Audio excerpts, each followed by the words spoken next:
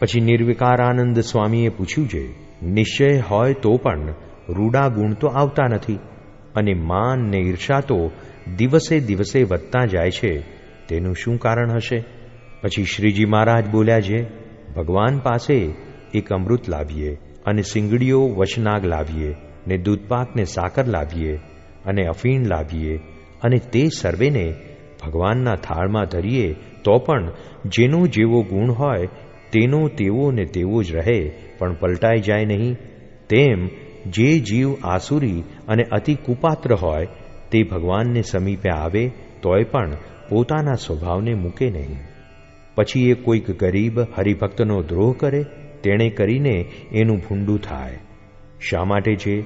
ભગવાન સર્વમાં અંતર્યામી રૂપે કરીને રહ્યા છે, તે પોતાની ઈચ્છા આવે ત્યાં તેટલી સામર્થ્ય જણવે છે.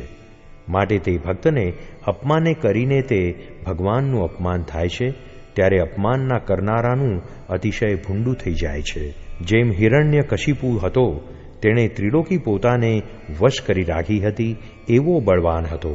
પણ તેણે જો પ્રહલાદજીનો દ્રોહ કર્યો તો ભગવાન સ્તંભમાંથી નૃસિંહ રૂપે પ્રગટ થઈને તે હિરણ્યકશિપુનો નાશ કરી નાખ્યો.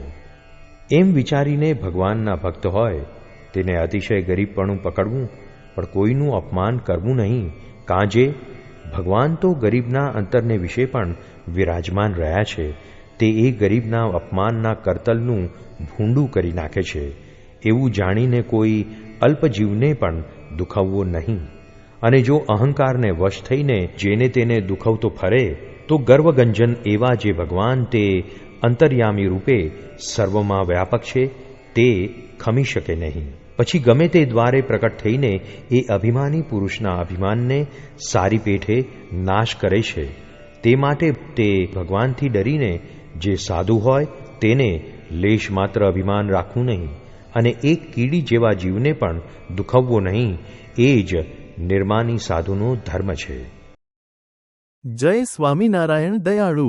આપને આ વિડિયો પસંદ આવ્યો હોય તો અમારી ચેનલને સબસ્ક્રાઇબ કરો, લાઇક કરો અને દરેક સત્સંગીઓને શેર કરો.